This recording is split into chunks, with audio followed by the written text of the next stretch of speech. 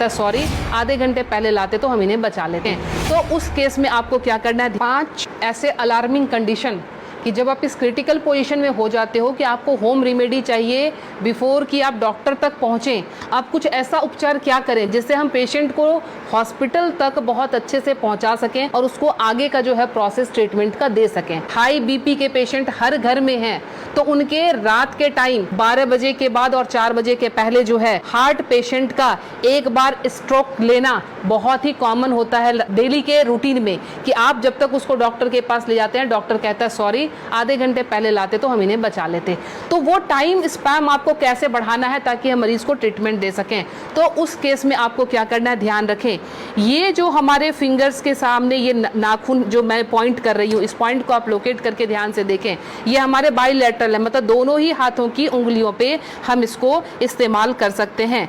जब भी आपको लगे कि कोई पेशेंट बिल्कुल उसका जो है बीपी बहुत हाई चला गया है और आपको डॉक्टर तक जाने के पहले अगर उसको स्ट्रोक ना आ जाए, लाइफ उसकी खत्म होने से बचाने के लिए आपको सिंपली क्या करना है, आप कोई भी पिन ले लेंगे, पिन लेके आप उसको सिंपल कि जिस तरह से हमने पिन लिया, आप घर में सेफ्टी पिन ले सकते हैं, क्योंकि उसको थोड़ा सा आपने डिटॉल या उसे स्टरलाइज कर लेंगे। स्टरलाइज करने के बाद सिंपल आप यहाँ पे प्रिक करेंगे और प्रिक करके यहाँ से आप थोड़ा सा ब्लड जो है इस तरह से 5 to 10 ड्रॉप्स इस तरह से निकाल देंगे। ये ध्यान रखें, ये बहुत ही इमरजेंसी केस है और ये करते ही आपके पास पेशेंट के लिए एटलीस्ट 3 से 4 घंटे मिल जाएंगे कि आप उसको डॉक्टर तक सेफली पहुँचा सकते हैं और वहाँ उसको ट्रीटमेंट मिल सकता है। दूसरा काम, अगर ये भी करने की हिम्मत आप में नहीं है, फ्रिज का ठंडा दूध 1 गिलास उस पेशेंट को पिला दें। ठंडा दूध पिलाते ही आपके पास ड्यूरेशन बढ़ जाएगी, आप 2 घंटे तक हॉस्पिटल के अंदर उनको लेके आप जा सकते हैं। ध्यान रखें। दूसरी हमारी अलार्मिंग कंडीशन जो होती है वो होती है एसिडिटी की। एसिडिटी समटाइम्स इतना हाई हो जाता है कि रात को सोना मुश्किल, सीने में जलन और भारीपन, उस केस में भी लगता है जैसे हमें हार्ट की प्रॉब्लम आ रही है। उसमें क्या करेंगे, उस केस में कि हमने इस पॉइंट को, एसिडिटी के केस में आपने इस पॉइंट को लेना। पॉइंट लोकेट कैसे करेंगे, तो आपने इस तरह से अपने थंब के इस वाले पॉइंट को, फर्स्ट पोर को यहाँ से मेजर कर लेंगे, खोल के यहाँ से मेजर करके आपका जहाँ ये टच हो रहा है यहाँ से आपने इसको प्रेस करना शुरू किया।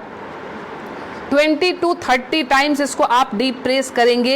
एसिडिटी बन रही है या फिर सर दर्द हो रहा है एक्सट्रीम पोजीशन पे, आपको उस समय वो रिलैक्स देना शुरू कर देगा, क्योंकि जब जलन होती है आपके बब्स निकलते नहीं है, इसीलिए वो यहाँ पे अटैक कर रहा होता है, जिससे पेन आना शुरू हो जाता है। तो आपको क्या करना है, इसको प्रेस करेंगे, आपको रिलैक्सेशन होना शुरू हो जाएगा। तीसरी चीज़, हमारे मोशन सिकनेस या हम ट्रैवल कर रहे हैं तो हमें वॉमिटिंग आती है, या जनरल केस में भी अगर वॉमिटिंग आती है या नॉजिया रहती है, वॉमिटिंग टेंडेंसी, वॉमिटिंग आ नहीं रही है बट ऐसा लगता है कि वॉमिटिंग आएगी, इस केस को हम कैसे हैंडल करेंगे। आप अपने ये रिस्ट के क्रीज ले लें, ये रिस्ट के क्रीज आपको दिख रहे हैं, इस क्रीज से, ये जो क्रीज हमारी बनी हुई है, इस क्रीज से अपने ही फिंगर को रखना है, ध्यान रखना है, अपने फिंगर के 2 फिंगर को रखना है। इसके बाद ये पॉइंट जहाँ पे आता है इसको आप लोकेट करेंगे और ध्यान से देखें, यहाँ पे 2 आर्टरी आ रही होती है, आप जब फील करेंगे 2 आर्टरी के बीच में, ये यहाँ पे आपको इस पॉइंट को अब दबाना शुरू कर देना है। अगर आप इसको तेज दबाएंगे, इमीडिएटली आपके वॉमिटिंग टेंडेंसी जो है वो वहीं स्टॉप हो जाएगी और ये आपके मोशन सिकनेस में भी काम करेगा। कहीं आप ट्रैवलिंग में जा रहे हैं तो वहाँ ये काम करेगा। अब मोशन सिकनेस को रोकने के लिए घरेलू उपाय क्या करें। पुराने ज़माने में ध्यान है आपको 10 पैसे के और 5 पैसे के सिक्के मिलते थे, वो सिक्के अगर आपके पास हैं तो सिक्के को सिर्फ मुंह में रख लेना है, कुछ नहीं करना है।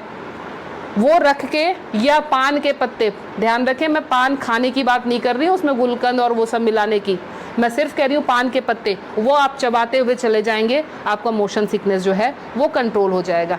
तीसरी चीज़ जो आती है एलर्जिक अस्थमा की, मतलब एक ही आपको स्ट्रोक आया और आपके जो है बिल्कुल सांसें फूलनी शुरू हो गई, सांस नहीं आ रही है, हेवीनेस आ रही है, उस केस में आप क्या करेंगे, अपने नाक को खोलने के लिए, ताकि ब्रीदिंग आपकी एकाएक स्टार्ट हो जाए, आप अपने हाथ को लेंगे और इस तरह से नाक को सटाएंगे।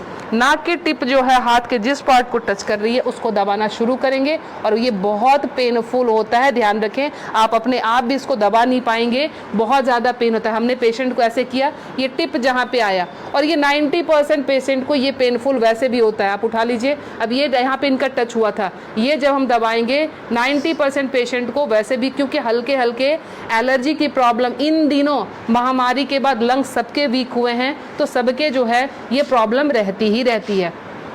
लास्ट में आपको बता रही हूँ इंसोम्निया के लिए, नींद नहीं आती है उस केस में आप क्या करेंगे। नींद नहीं आने के केस में हमने क्या करना है कि ये हमारा ईयर लोब है, ये पूरा सेक्शन जो है ये ईयर लोब का है। रात को आप क्रीम या तेल लेकर इस सेक्शन की इस तरह से हल्के हल्के हाथों की मसाज देंगे। ये हल्के हल्के हाथों की मसाज देंगे, इससे आपको नींद आनी अच्छी शुरू हो जाएगी। साथ में और क्या इंक्लूड करें, हमारा जो टॉप ऑफ द हेड है, बिल्कुल सर का ऊपरी सिरा, यहाँ पे आप टैपिंग करेंगे। टैपिंग करने का मतलब हल्का हल्का आप इसको ठोकते जाएं, ये इसको वाइब्रेट करें। वाइब्रेट करने का मतलब आप यहाँ से जो है एनर्जी हमारे जा रही है नीचे, क्योंकि आपको पता है ये माउंटेन बना हुआ है, यहाँ से एनर्जी का फ्लो शुरू होता है, तो ये एनर्जी जो है पूरी जगह जाएगी और आपको बिल्कुल काम कर देगी, शांत कर देगी। तो ये 5 अलार्मिंग पॉइंट्स आपको हमेशा के लिए याद रखना है। पता नहीं आज आपने देखा, भूल गए, कल आपको जरूरत पड़ जाए, तो इसलिए आप प्लीज़ इसे सेव कर लें, अच्छे से देख लें और समझ जाएं और अपना ट्रीटमेंट एमरजेंसी केस में ज़रूर कर लें। मैं Leena Shreegyan, naturopathy and alternative therapy expert, Nai Delhi से। मुझसे मिलने के लिए